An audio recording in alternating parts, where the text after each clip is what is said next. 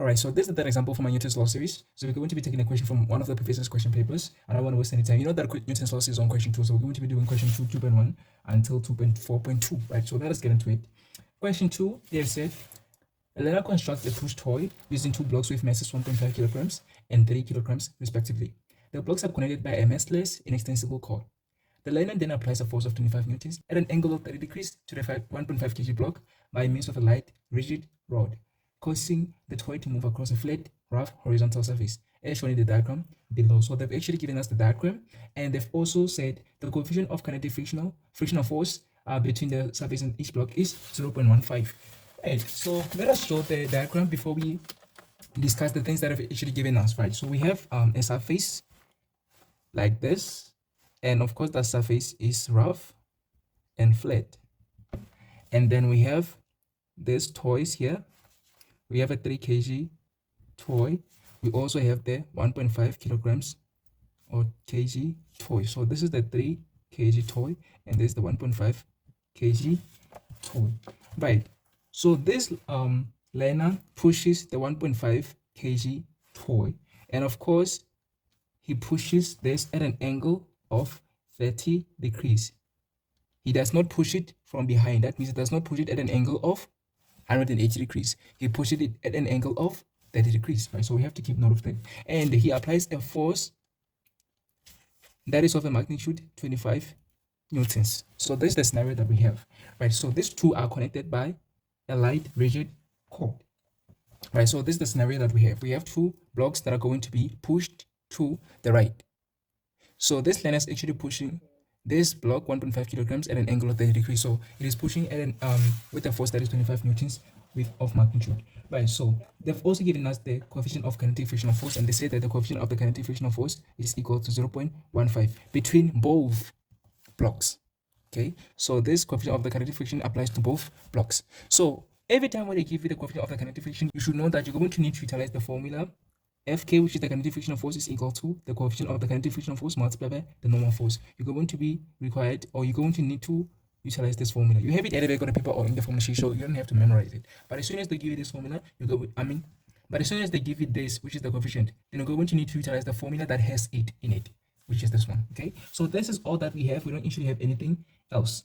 So 2.1 says to us, state Newton's second law of motion in words. So that is very, very simple. That is something that is a song that I've been singing since the beginning of the year, right?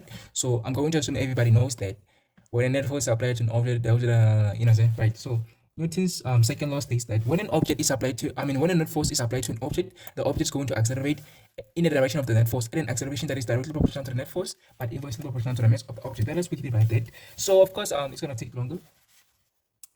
Why am I writing there? When a net force, I don't know why I wrote there. When a net force is applied to an object, the object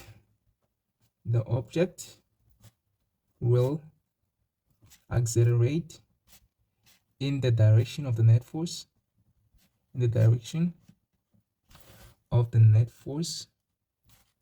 at an acceleration that is directly proportional you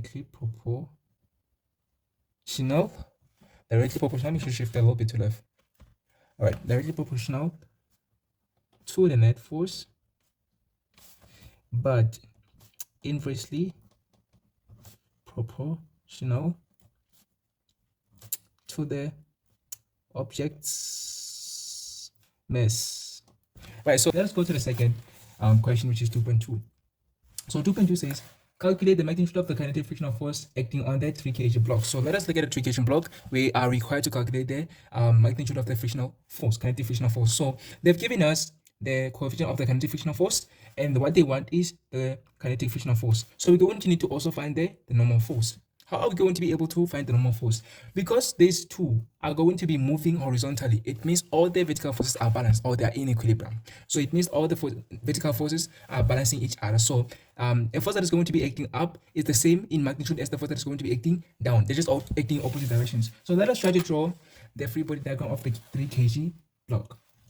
So the free body diagram of the 3 kg block in terms of the vertical forces, not in terms of the horizontal forces. So it is going to be the normal force acting up and the gravitational force acting down, or the weight acting down, right? So these two forces are the only forces that are going to be acting upward. So these two forces are the only forces that are going to be acting vertically on the 3 kg block, but they are equal in magnitude and acting opposite direction. So that means that the normal force is equal to the weight, which is equal to the mass multiplied by the gravitational acceleration. So it means the normal force is equal to the mass multiplied by the gravitational acceleration. That means we can actually substitute the mass multiplied by the gravitational acceleration here, where we see the normal force. And we do know the mass of the 3 kg block, it is 3 kg, and the gravitational acceleration is a constant. So that is how we're going to determine the kinetic frictional force, because now we can actually determine the normal force. So let us quickly calculate the the kinetic frictional force. So to calculate the why do I keep on saying gravitational? To calculate the kinetic and gravitational actually sound the same. Kinetic, gravitational, that's crazy. Anyway, the kinetic frictional force is equal to the coefficient of the kinetic frictional force multiplied by the normal force, which is said that it is equal to weight, which is equal to the mass multiplied by the gravitational acceleration. So we're going to substitute this. We're going to be like mass multiplied by the gravitational acceleration. So we do know what the coefficient is, and it is equal to 0.15. The mass is equal to 3 kg multiplied by the gravitational acceleration, which is a constant, it is 9.8. So therefore it means that the kinetic frictional force is equal to 4.41. So it means that the kinetic frictional force is equal to 4.41 newtons, and this is how we calculate it and get our 3 marks. Now let us get to this third question, which is 2.30. So 2.3 says, draw a labeled free body diagram showing all the forces acting on the 1.5 kg block. So they're referring to 1.5 kg block. So what forces are acting on a 1.5 kg block? They are, well, we have the force applied, which is 25 newtons, right? So it is acting at an angle. But we do also have the kinetic frictional force that is going to prevent the motion of the 1.5 kg block. So we have the kinetic frictional force that is acting to the left. Right. What else do we have? We also have the weight, or the gravitational force acting down. We also have the normal force acting up. We also have the tension that is between the 3 kg block and the 1.5 kg block. This tension is actually acting to the left because it is the force which the 3 kg block exerts on the 1.5 kg block, and the 3 kg block is trying to pull the 1.5 kg block away. So it's not actually pushing it, right? So we also have the tension force that is acting to the left. So we have the two forces that are acting to the left, which is the frictional force and the tension. We have the one that is acting to the right but at an angle, which is the force applied. We also have the vertical ones, which is the normal force and the weight. So we have 1, 2, 3, 4, 5 forces, and that is how we're going to get that 5 marks. But we have to represent this as a free body diagram, so we're going to represent this as a dot. And when you draw a free body diagram, the forces are always acting away or facing away from the dot. You're never gonna draw something like this. You're never gonna be like, okay, well, the fact that we have the force applied at an angle, you're not gonna do this. Okay, so we don't actually the arrows do not face the dot, they face away from the dot. Okay, I hope that is clear. So we're going to have the normal force acting up, we're going to have the weight or the gravitational force acting down, we're going to have this force applied acting at an angle. So because it's acting at an angle, we're going to have to show that, right? So there's the force applied. We also have the forces acting horizontally, which are the tension force and the kinetic frictional force. So this is 1, 2, 3, 4, 5, and that's how we get our 5 marks. But other people actually prefer showing this in the following way. So they're gonna draw the normal force and the weight and then the force applied, and then here they're going to be like, of course we're going to have the tension, but they're going to show the friction force like that. This is also acceptable. Okay, so I just prefer this one. So I hope that we are clear with that, right?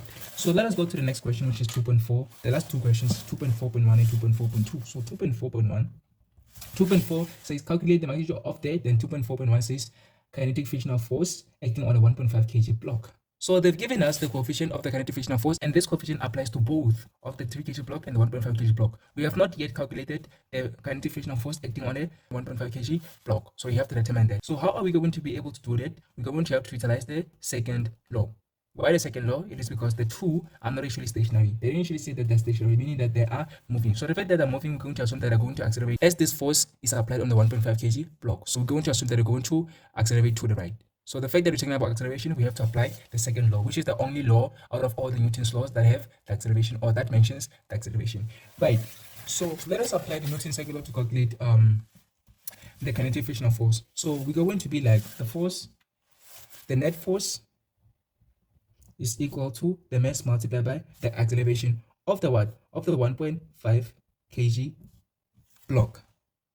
The problem with this second law is the fact that we don't have the acceleration. Okay, so this is what a lot of learners will do in an exam. They would be like, okay, for us to be able to calculate the kinetic frictional force, we have to utilize the second law, and that's what we're going to do. The problem with that is that we don't have the acceleration, so we only apply the Newton's second law if we are required to calculate the acceleration, or we are given the acceleration, or we actually have been asked for something that is going to need us to find the acceleration first. For example, they ask us to determine the tension. If they ask us to determine the tension, then we're going to have to utilize the second law, because we're going to be able to calculate the acceleration first, and then after calculating the acceleration, then we're going to substitute the acceleration to the tension to find the tension.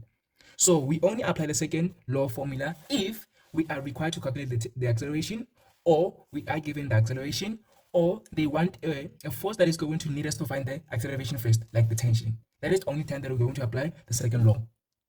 Other than that, we're going to utilize other formulas. For example, in this question, we are asked to determine the frictional force acting on the 1.5 kilograms, right? So the frictional force is acting to the left, and there is no other force that is acting to the right. That we're going to say, maybe we're going to do the balancing thing that we've done in previous examples that I've actually done. But the frictional force is involved in this formula. So we have the frictional force, which is equal to the coefficient of the kinetic friction multiplied by the normal force. So we need the friction force. So we do have the coefficient, but we do not have the normal force. So the homework is to determine the normal force of the 1.5 kilograms. So we're going to do the very same thing that we have done to calculate the frictional force of the 3 kg block. Now we're going to determine the frictional force of the 1.5 kilograms. They are not the same because their masses are not the same. So the mass, and thus the normal force, plays a huge role to the frictional force.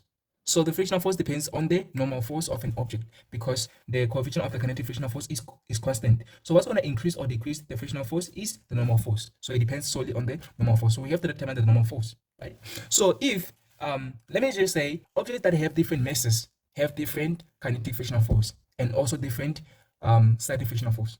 Okay, generally they just have different frictional forces because they have different masses. So different masses means different normal forces. So since the normal forces is different for different blocks, then the frictional force is also going to be different. I hope that is clear.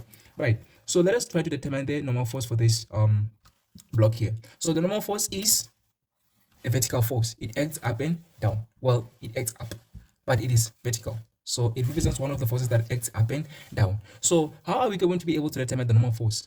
We know that the free body diagram of the 1.5 kilograms is the following. In terms of the vertical forces, it is the normal force up, it is the weight down. But is the normal force the only force that is acting up or down? No, it is not. Why? This applied force here is acting at an angle.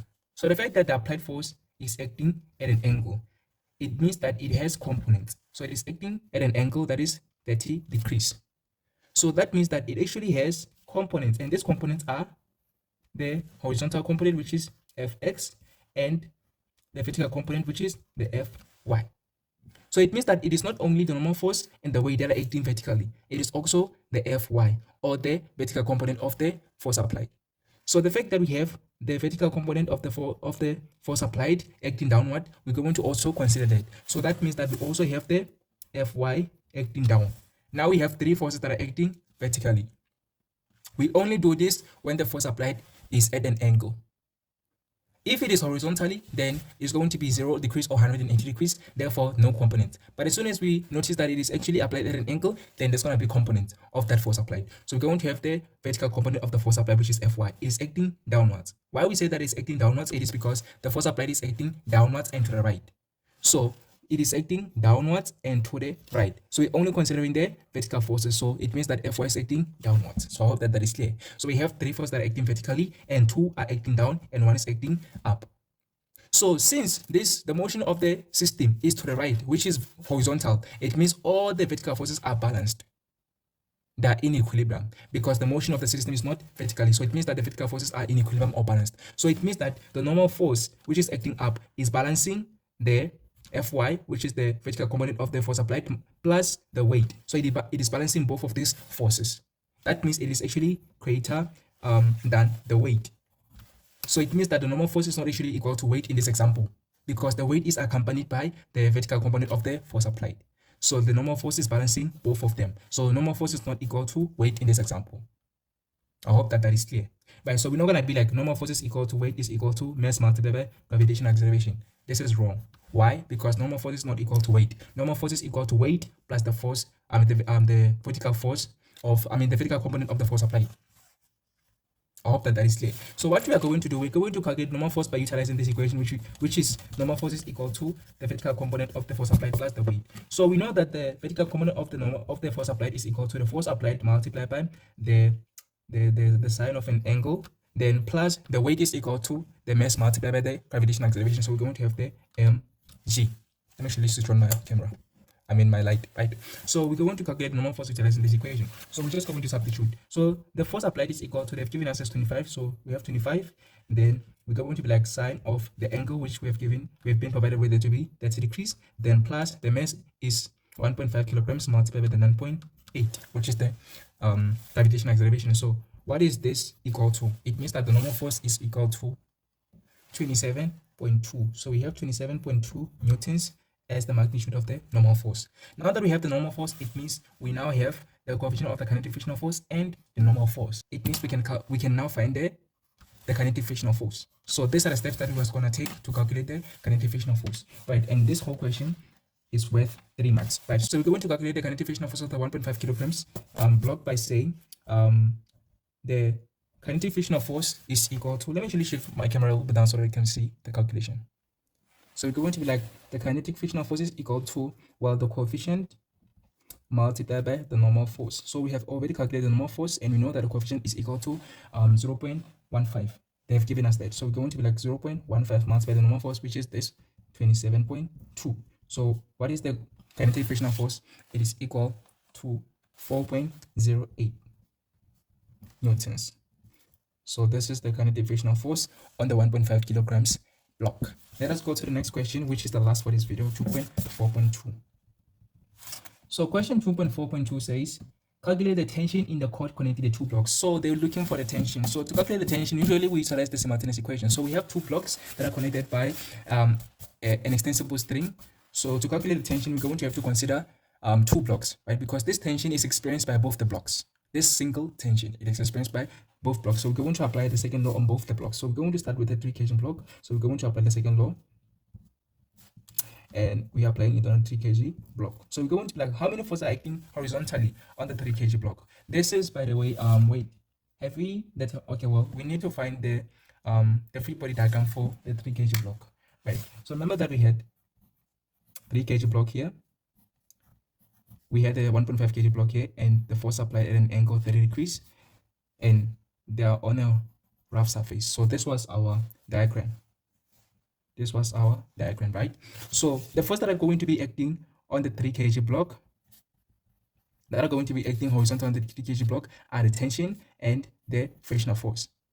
So if this system is going to be accelerating to the right, it means the tension is greater than the kinetic frictional force. Therefore, the free body diagram of the 3 kg block is tension is going to be longer than the frictional force, because it is going to be accelerating to the right as we apply the force on the 1.5 kilograms block, right? So there's only 2 forces that are going to be acting horizontal on the 3 kg block. So we're going to have the tension plus the negative frictional force, because they're acting in opposite directions. So tension is going to be positive, but the frictional force is going to be negative. This plus means just the net, right? So this is going to be equal to, the mass is 3, then multiplied by acceleration, which is a, we don't know what it is, right? So we're going to be like tension plus multiplied negative is negative, and then the frictional force on the 3 kg block. So we have calculated that to be 4.41 newtons.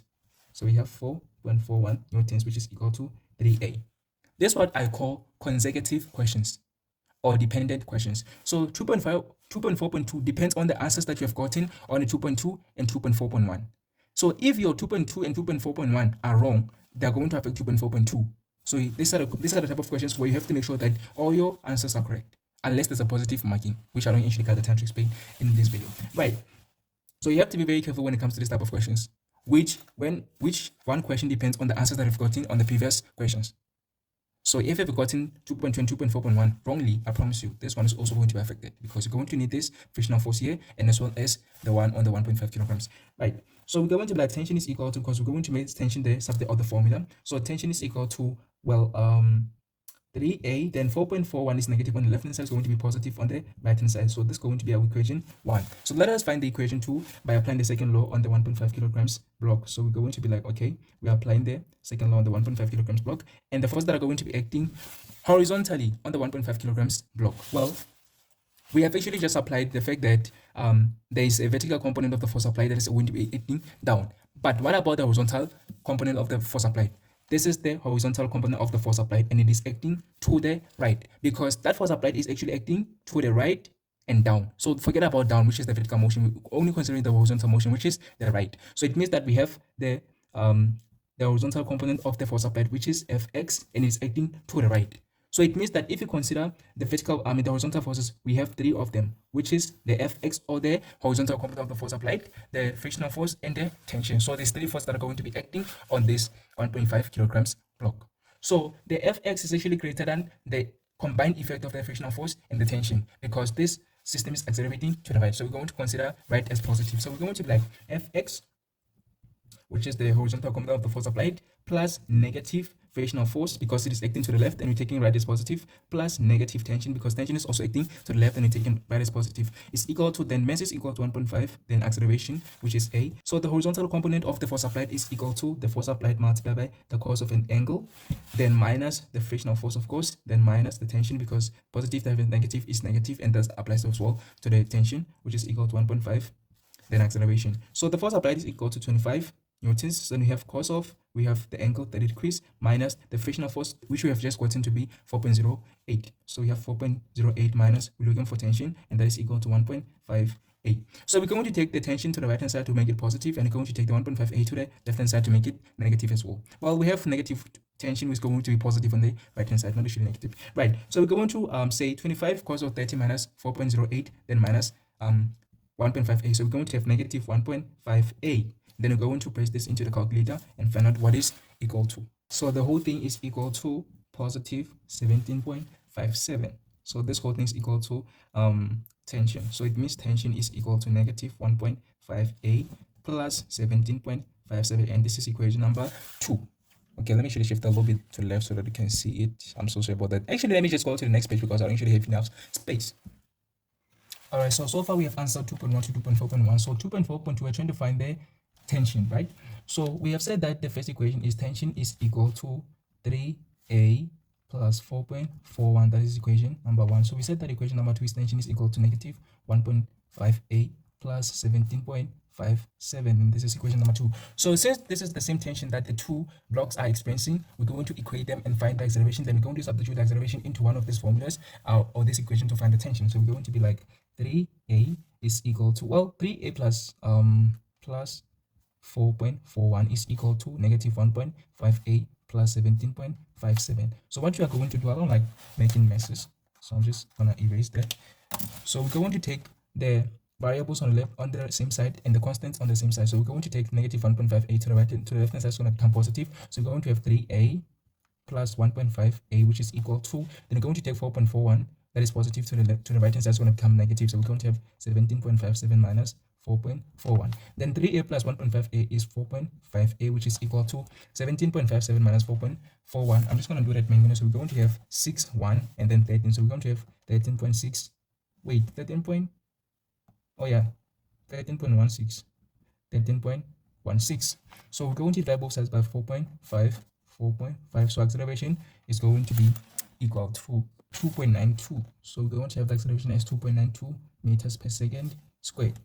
So after calculating the acceleration, we're going to substitute back into one of these equations, either equation 2 or equation 1. So both of them has to give you the same answer. If not, there must be somewhere where you have actually done things wrongly. Okay, so I'm just going to substitute it into the first equation because it all has the positive value. So going to the tension is equal to 3 into 2.92 plus 4.41. Therefore, the tension is going to be equal to 13.18 newtons. So it means that the tension is equal to 13.18 newtons. But you must also get 13.18 newtons if you substitute the acceleration into the second equation. So let us try that. So tension is equal to negative 1.5 multiplied by the acceleration, which is 2.92, then plus 17.57. So let us check if that is going to give us the same answer. So I'm going to press this into the calculator and let you know what the answer is. You can also do the same if you want. So I get the same answer, 13.18 newtons. So it means that we have actually done our calculation correctly, and therefore tension is equal to 13.18 newtons. And this is how we get our 5 marks. And this is how we answer this typical question from a previous question paper. So that's how we answer this Newton's laws question. So I hope that you've actually enjoyed the video and it's actually been helpful, and you're going to now be able to tackle the Newton's laws with confidence. So we're going to meet again in the next video where I'm going to be doing the 4th example of the Newton's laws. Stay tuned and please don't forget to subscribe. See you in the next video.